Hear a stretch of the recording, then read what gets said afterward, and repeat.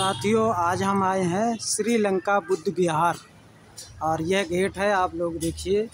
और मैं आप लोगों को दिखाता हूं कि श्रीलंका जो बुद्ध विहार है उसमें किस प्रकार की प्रतिमाएं वगैरह, ये देखिए किस प्रकार की यहाँ की। हम लोग भारत का यही समझें कि ये देवी देवता फन है सांप के। इधर देखिए ये फन है सांप के, और ये जो है ये धनुष जैसा लिए हुए हैं। तो हम लोग यही समझेंगे कि यहाँ की मूर्ति जो दिखाई जाती हैं देवी देवता हम लोग पूजते हैं वही मानेंगे। देखिए इधर देखिए ये देखिए फन है, और ये लिए गगर, और ये लिए देखिए। अगर हम यहाँ सोचें भारत में, तो यहाँ पर निश्चित तौर पर यही समझेंगे हम लोग कि यह जो है यहाँ के देवी देवता हैं जो आगे लगा है। तो इस चीज़ को हमें लोगों को समझना चाहिए। ये बुद्ध विहार श्रीलंका है, और श्रीलंका बुद्ध विहार में देखिए ये बहुत सारे अच्छे से पेड़ पौधे लगे हैं, और ये दिख रहा होगा ये पेड़ पौधे यहाँ निवास रहने के लिए पूरा बहुत बड़ा बना है। प्रतिमाएं बड़ी बड़ी लगी हैं, और ये देखो फ्रेजर वगैरह सारी सुविधाएं हैं। ये बुद्ध विहार के अंदर हम आप लोगों को दिखाते हैं कि कितना खूबसूरत बना है। तो कहीं ना कहीं हम लोग जो भारत तारा देवी होगी तो उनकी प्रतिमाएं इसी प्रकार की हुआ करती हैं, और जो बुद्धिज़्म को कहीं ना कहीं हम लोगों ने खो दिया है, और पाखंडवादी लोगों ने उस पर कब्जा कर लिया है और अपनी देवी देवता बना दिए हैं। तो इस तरीके से हम लोग अगर समझेंगे कि देखिए ये हम लोग शेर के बने हैं दो, एक ये और ये, और श्रीलंका का ये राष्ट्रीय प्रतीक चिन्ह भी है, झंडे में भी स्थापित है श्रीलंका का। और ये देखिए महामाया, ये महामाया की प्रतिमा, महामाया की प्रतिमा है। और ये देखिए महामाया की प्रतिमा है।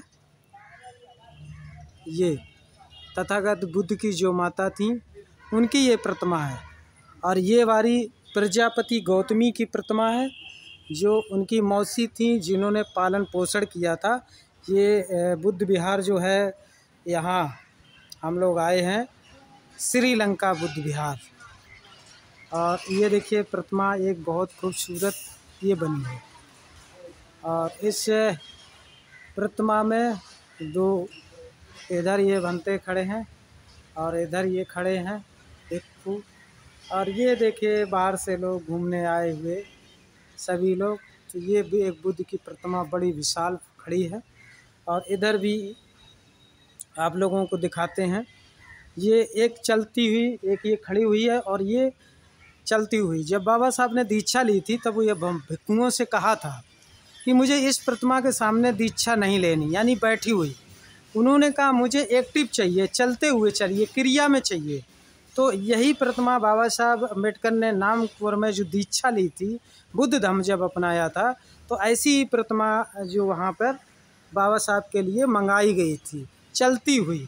तो ये एक बहुत अच्छी जानकारी आप लोगों को देते हुए मैं बताना चाहूँगा कि आप लोग इसको देखिए। फिर मैं अंदर चलता हूँ, आप लोगों को अंदर दिखाता हूँ कि किस तरीके से बुद्ध की प्रतिमाएँ, ये देखिए छोटी छोटी प्रतिमाएं हैं। यहाँ पूजा किस तरीके से करते हैं श्रीलंका के लोग। ये सारी बहुत सारे ये प्रतिमाएं बड़ी खूबसूरत ये प्रतिमाएं हैं।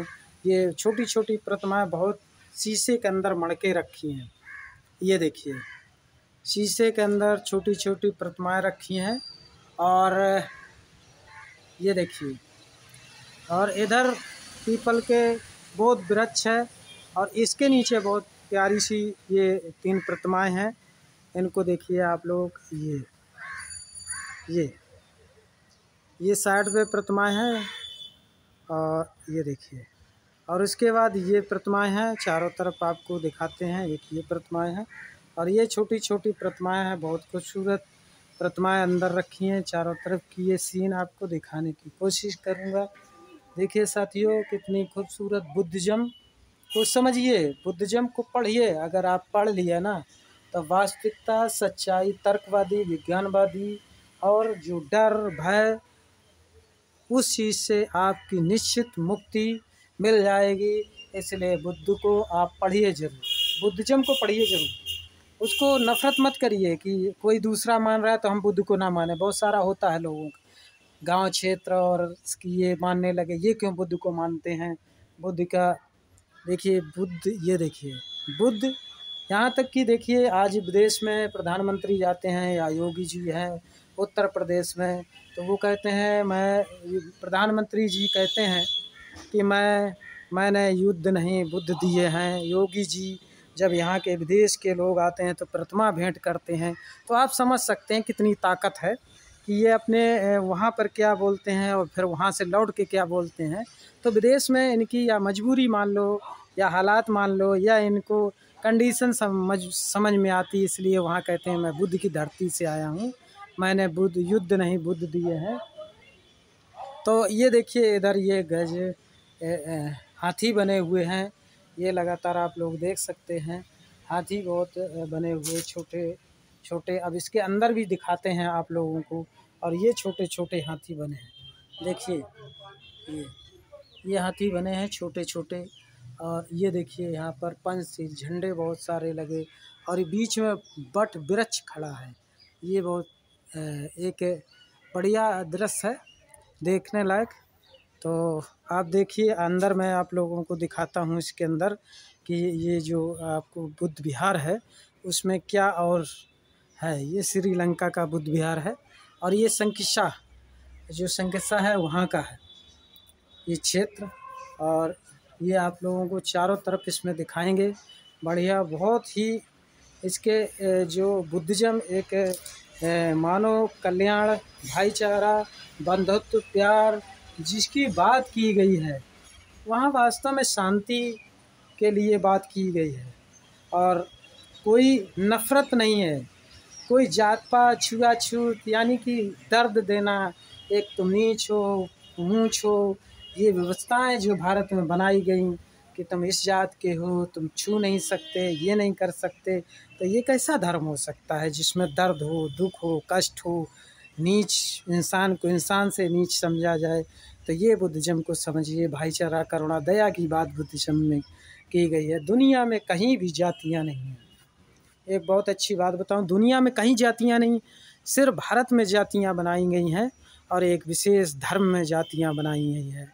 इसलिए हम लोगों को समझना होगा कि जात जो व्यवस्था है किसने बनाई है। क्या वास्तव में जात व्यवस्था ये जो बताते हैं भगवान ने बनाई है? क्या वास्तव में जात व्यवस्था इंसान ने बनाई है या ईश्वर ने बनाई है? इस चीज़ को हम लोगों को समझना पड़ेगा, क्योंकि हम लोग जान नहीं रहे हैं, क्योंकि आडंबर, अंधविश्वास, पाखंड में फंसे हुए पड़े हुए हैं। जो कुछ चालाक लोग हैं उनने जातियां बनाकर हमारा लोगों का शोषण करने के लिए ये व्यवस्था की। आज पूरे विश्व में कहीं भी जातियां नहीं। तो साथियों इनको समझिए आप लोग, हमारा उद्देश्य यही है। आज ये जो आपको दिख रहा बुद्ध विहार, ये श्रीलंका का बुद्ध विहार है। मेरा उद्देश्य एक ही है कि लोगों तक यह बात पहुंचाई जाए, जिससे समझें कि वहाँ भी इंसान रहते हैं। श्रीलंका में राम रावण की कहानी भी सुनाई जाती है, लेकिन वहाँ के लोग, श्रीलंका के लोग नहीं जानते हैं कि वास्तव में यहाँ राम रावण क्या था। ना वहाँ कोई इतिहास, ये ग्रंथ इनके हैं, ना कोई वहाँ रामायण है, ना कोई पढ़ता है, ना कोई जानता है। ये सच्चाई है साथियों। तो मैं श्रीलंका बुद्ध विहार में हूँ, और श्रीलंका बुद्ध विहार में बहुत सारे लोग घूमने भी आ रहे हैं। तो इसलिए मैं साथियों आप लोगों से बताना चाहूँगा कि भारत की भूमि में पैदा हुए तथागत बुद्ध, और आज हमारी पूरी दुनिया के लोग उनके विचारों को स्वीकार कर रहे हैं। दुख की बात यह है कि भारत के लोग यहाँ बुद्ध को नहीं समझ पा रहे, बुद्ध को नहीं जान पा रहे हैं। तो इसलिए साथियों बुद्ध को समझिए और बुद्ध को जानिए। तथागत बुद्ध ने सिर्फ ये नहीं कहा कि मेरी पूजा करो, अर्चना करो, तुम्हारा भला हो जाएगा। उन्होंने कहा कि नहीं साथियों, मेरी पूजा नहीं करना, मेरे मार्ग है, उस मार्ग से आपको चलना है। तो साथियों मैं इसी से साथ अपनी बात को विराम देते हुए मैं यही अपील करूंगा कि आप लोग जो है अधिक से अधिक चैनल को सब्सक्राइब करें, शेयर करें, और अधिक से अधिक लोगों तक पहुंचाएं, जिससे कि लोग सच्चाई को जान पाएं। साथियों नमो बुद्धाय, जय शोक सम्राट, जय भीम, जय भारत।